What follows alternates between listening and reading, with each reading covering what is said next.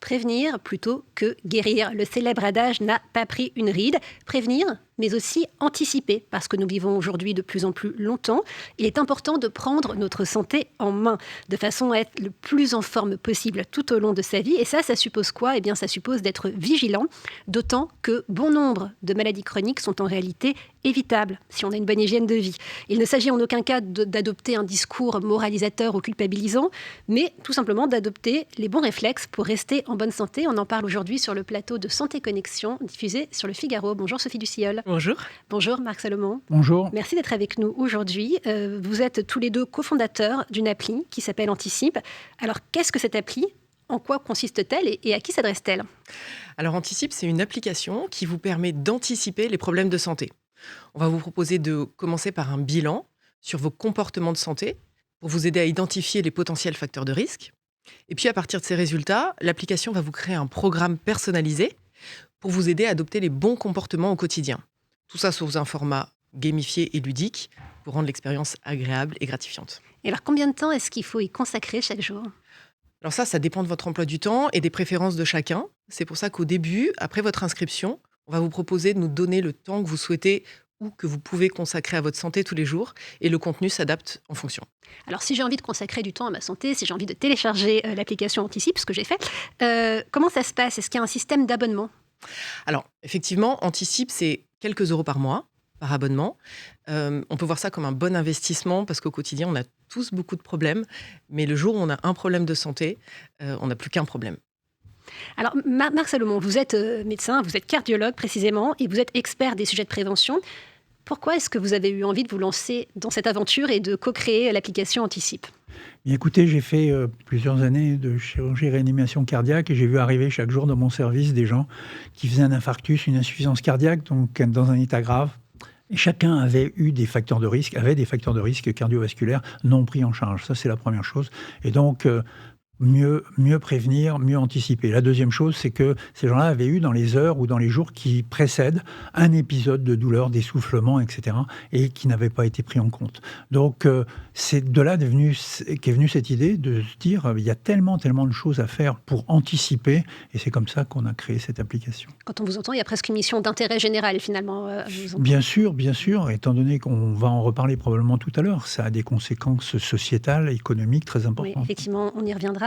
Alors Sophie, vous avez travaillé par le passé pour LVMH, pour Lacoste, ironie du sort, dans les mêmes locaux que ceux où nous sommes aujourd'hui, dans les locaux du Figaro. Autant dire que vous avez travaillé dans des univers très différents. Pourquoi est-ce que vous avez eu envie de vous lancer dans cet univers de la santé ? Quel manque est-ce que vous cherchiez à combler finalement ? En fait, moi, j'arrivais à un âge où j'ai commencé à voir dans mon entourage les premiers problèmes de santé arriver, des cancers, des AVC. Il y a une vraie prise de conscience sur le fait que la santé, ça s'entretient au quotidien. Qui plus est, je suis maman de 2 enfants, donc être en bonne santé, c'est plus un luxe, c'est vraiment un devoir. Mais j'ai été confrontée à 2 problèmes. Déjà, c'est très difficile de trouver une information fiable sur les sujets de santé. Et ensuite, je me suis rendu compte que je ne trouvais aucun outil pour m'aider à gérer ma santé de manière globale et personnalisée.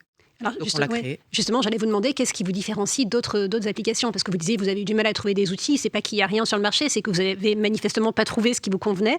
Et vous, ce que vous avez créé, comment ça se différencie effectivement d'autres projets ? Alors exactement, ce qui nous différencie, c'est vraiment de traiter tous les aspects de la santé dans une seule et même application. Aujourd'hui, vous le disiez, on a des applications pour tout, mais dans lesquelles la santé est traitée en silo. Et c'est vraiment dommage. Mais alors que vous, finalement, vous regroupez sommeil, stress, nutrition, activité physique, environnement, enfin voilà, tous les grands sujets sont groupés dans une même app, si j'ai bien compris. Exactement. Là, je vais plutôt laisser la parole à Marc. Oui.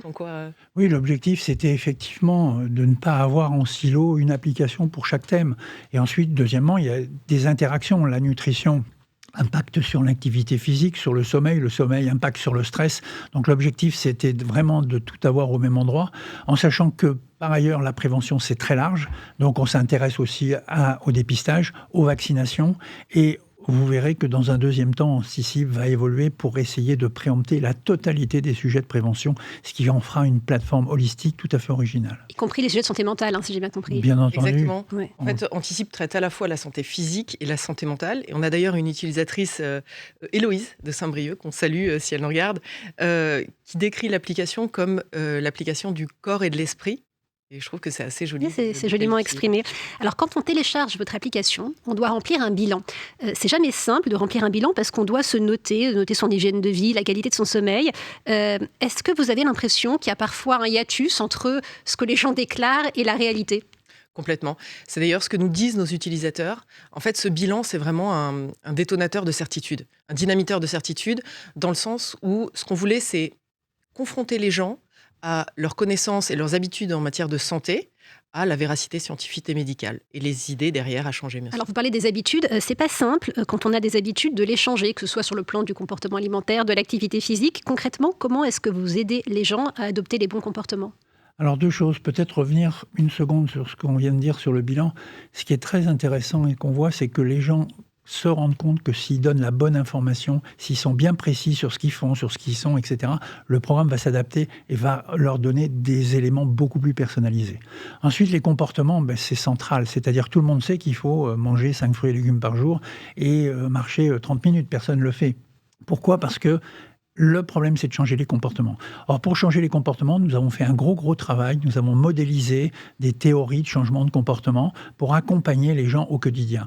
Juste un exemple, si vous êtes en résistance, c'est-à-dire que vous avez décidé que vous ne ferez jamais d'activité physique, que vous êtes en train d'y penser, ou vous allez commencer, ou vous en faites, on ne va pas s'adresser à vous de la même manière. On va personnaliser nos conseils, et tout ça basé bien sûr sur des références bibliographiques. C'est jamais l'application du docteur Salomon, c'est vraiment une vision générale et validée scientifiquement de ce qui existe actuellement. Mais c'est d'autant plus pertinent effectivement de personnaliser la façon de s'adresser aux gens qu'on sait que la société aujourd'hui est faite d'injonctions. Vous le disiez, Sophie, vous êtes maman. Alors, attention, quand on est les mères, les femmes doivent être des bonnes mères, doivent être jolies, minces, etc. Donc, on a quand même beaucoup d'injonctions dans notre société. D'où ma question, comment est-ce qu'on peut s'y prendre pour donner vraiment envie aux gens ? On sait que l'envie, c'est un levier, un chemin, un moteur, sans les culpabiliser finalement. Alors, il faut les récompenser. Oui. Il faut les récompenser, il faut les accompagner et personnaliser. Donc, on a de la gamification, on va gagner des points. Enfin, il y a tout un système. Ensuite, il faut les motiver. Et donc, les outils que l'on a mis en place dans ce changement de comportement les motivent. Et dernière chose, nos discours sont des discours positifs. Il n'est pas question de culpabiliser, il n'est pas question de dire aux gens c'est pas bien, c'est pas comme ça, etc. C'est vraiment de l'accompagnement, du positif et ils vont voir leur évolution, ce qui est aussi un point très important, et voir comment à chaque fois, quand ils ont fait quelque chose, eh bien, ils évoluent, c'est mieux, ils gagnent des points dans les scores, etc., etc. C'était vraiment tout l'enjeu pour nous. C'est ce que disait Marc. On voulait sortir de ce carcan culpabilisant qui est la prévention. C'est pour ça d'ailleurs qu'on parle d'anticipation. Et du coup, on a choisi un format gamifié pour rendre l'expérience vraiment ludique, aussi addictive peut-être qu'un jeu, en créant des courbes de tendance pour permettre de visualiser justement la progression à travers des quiz. Et dans le fond, on sait que ce qui compte aussi, c'est que pour nous aider à changer, c'est de vraiment décider de le faire. Donc en fait, on donne à nos utilisateurs tous les outils pour leur permettre de composer leur propre to-do list en fait, et de réaliser une petite action, des actions facilement implémentables en fait dans leur quotidien, pour se créer une véritable routine santé. Une fois que vous les avez embarqués, les gens, parce que vous leur avez donné envie avec ces process ludiques, comment est-ce que vous les rassurez ? Je pense notamment à la question des données. On sait que c'est un vrai sujet de préoccupation. Comment est-ce qu'on peut rassurer les utilisatrices, utilisateurs qui seraient susceptibles de s'interroger sur cette question ? Alors d'abord, on est accompagné par un cabinet juridique international et on est extrêmement vigilant sur la question des données, c'est clair. On est ce qu'on appelle hébergé en données de santé, RGPD, enfin on a réglé la nécessité d'avoir des règles très précises. Enfin, on explique bien dans le site qu'on ne fait aucun commerce des données, qu'elles sont protégées, anonymisées.